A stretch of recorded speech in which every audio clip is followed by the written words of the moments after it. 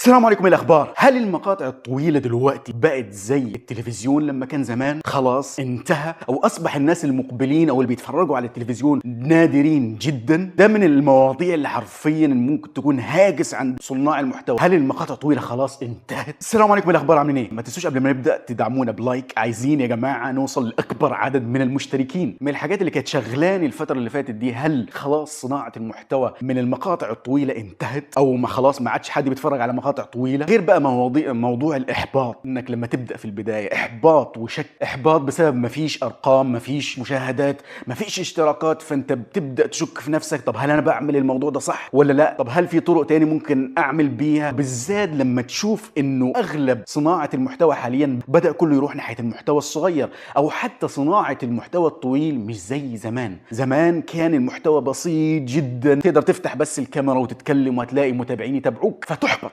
فتقول انا اعمل ايه؟ طب اصور بالطريقه ازاي وما عنديش المجهود او الطاقه ان انا اعمل الحاجه دي زي ما بتتعمل دلوقتي؟ فيصيبك نوع من الاحباط على نوع من الشك. طب هل انا هنجح؟ او المقاطع الطويله انتهت؟ المقاطع اللي انا اصلا كنت بحب ان انا اتفرج عليها، المقاطع اللي انا حبيت اليوتيوب عشانها، فاعمل ايه؟ اعمل ايه؟ تلاقي شغفك انطفى من كتر الضغط اللي عليك ان انت عايز تنجح. والموضوع في البدايه صعب، الموضوع حرفيا في البدايه صعب جدا في النجاح من ناحيه شغلك على امور كتيره جدا، واغلبهم انا بالنسبه لي اكبر عائق بالنسبه لي هي نفسي. ببدا اكتشف حاجه جديده كل مره بصور، ببدا اكتشف حاجه جديده. فصراحه من جماليات انك تصنع محتوى ومن احلى حاجه فيها ان انت بتفهم نفسك، بتطور من نفسك. مفيش حد يقدر ينكر انه حاليا المقاطع الصغيره هي اللي عليها الهايب، هي اللي الناس اغلبها بتتفرج عليها. اقعد مع ده ما ده الاقي على طول وقاعد على التليفون بيسكرول مقاطع صغيره، ريلز، شورتس، فتلاقي اغلب الناس حاليا قاعدين على مقاطع صغيره. قعدت ادرس بعض القنوات زمان على اليوتيوب، الاقي قنوات جايبه 20 مليون مشاهده، 60 مليون مشاهده، 36 مليون مشاهده، اللايكات بال100,000 وال200,000 لايك، حتى في بعض القنوات جايبه ملايين اللايكات، مليون لايك.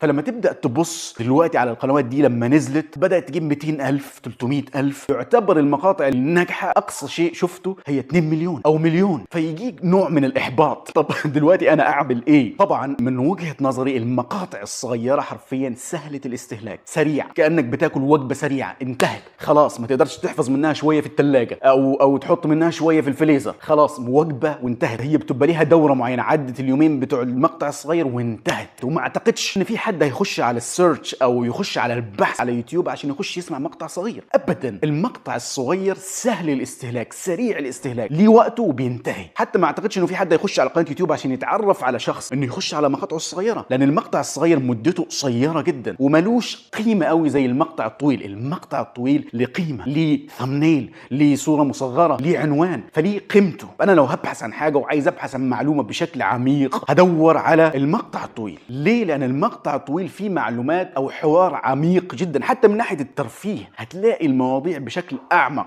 مش زي المقاطع الصغيره. ولكن ده لا يعني ان انت تهمل المقاطع الصغيره، ده لا يعني ان انت تقول خلاص انا مش هعمل مقاطع صغيره. لا، المقاطع الصغيره هي سهله الاستهلاك وسريعه الاستهلاك، ولكن بتجيب لك جمهور كبير جدا، بتجيب لك حرفيا جمهور، لان اغلب الناس اللي قاعده على الريلز، قاعده على الشورتس. ده مش معنى ان مفيش جمهور للمقاطع الطويله، لا، في جمهور ضخم للمقاطع الطويله، ولكن الاكثر محدش يقدر ينكر الموضوع ده، الاكثر دلوقتي قاعدين على المقاطع الصغيره. فلازم تحط مجهود شويه في المقاطع الصغيره. طب انا دلوقتي لسه بادئ، اعمل ايه؟ هل افصل المحتوى الصغير عن المحتوى الطويل؟ اعمل ده منفصل وده منفصل؟ انا من وجهه نظري لو انت لسه بادئ في صناعه المحتوى، بسط الدنيا على الاخر، اعمل محتوى طويل ومنه خد اجزاء حطها كمقاطع صغيره، تعيد تدوير الفيديو بحيث ان هو تاخد منه 3 مقاطع بس يكون كل مقطع كامل. تقول لي انا هجذب انتباهه علشان يخش، لا، حط المقطع كامل. وفي نفس الوقت لو جات لك فكره تعمل محتوى صغير، اعمل محتوى صغير. وبرضه بكرر انك ما تصعبش الدنيا على نفسك في البدايه، ابدا واحده. لو انت عندك مسؤوليات ابدا واحده.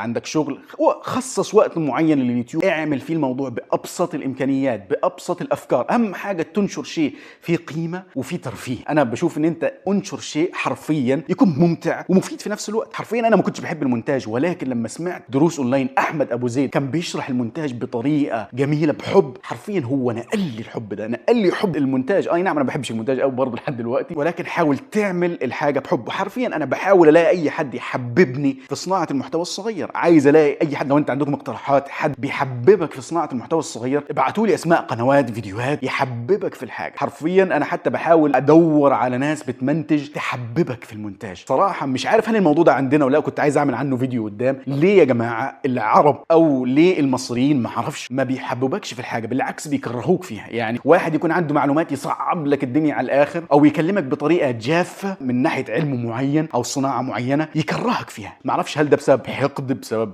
حسد، انا لا ادري. بلاقي حرفيا ناس في الاجانب بيعمل شغله بإبداع، حرفيا بيحببك في الحاجة، بيحببك انك تعمل مونتاج، بيحببك في صناعة المحتوى. سمعت من فترة شخص كان من احد الناس المبرمجين، فحد كان بيسأله انه انا المفروض اتعلم الحاجة دي او اضيف لنفسي الحاجة دي، فهو عصب قال له انت يعني مش هتتعلم الحاجة دي يبقى ما تتعلمش احسن. معنى الكلام ان لو انت مش بتدور على ان انت تطور نفسك فما تطورش من نفسك في الحاجة دي احسن. يا راجل كرهني في المجال. انما لو غير اسلوبه في انه يحببك انه لا انت تتعلم الحاجة دي هتضيف لك حاجة جديدة، وبرضه هي شخصيات، ولكن انا بفضل انه هو يجي لك من باب الحب، انه يحببك في الحاجه. وهتلاقي حاجات كتيره جدا في كتب غربيه عشان يخليك تعمل شغلك ما تحسش ان الموضوع صعب او ان انت بتتعب، انه عباره عن لعبه، عباره عن حب، تحب اللي انت بتعمله. حتى في سياسه نفسك انك تعمل الحاجه وانت بتحبها. فسواء هتعمل مقاطع طويله او مقاطع صغيره، القطعه الفنيه عباره عن قطعه فنيه. حتى لو الهايب دلوقتي او الاقبال على المقاطع الطويله حاليا قليل، لو عملت قطعة فنية هتفضل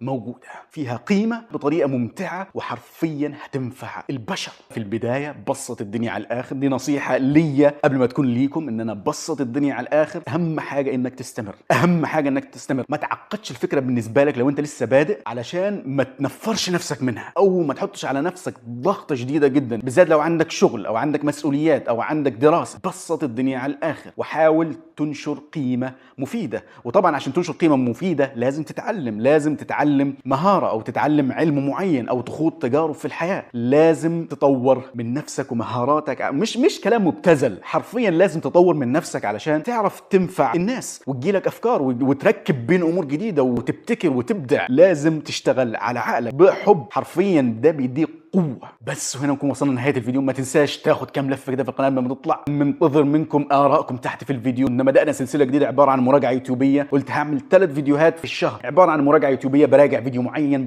بعلق عليه، بحلله، وهيبقى فيه فيديو من نوعية الفيديوهات دي. فما تنسوش انكم تشتركوا في القناة، تدعمونا بأكبر قدر من اللايكات حرفيا، وتنشروا المقطع. بس واشوفكم إن شاء الله في الفيديو الجاي. سلام.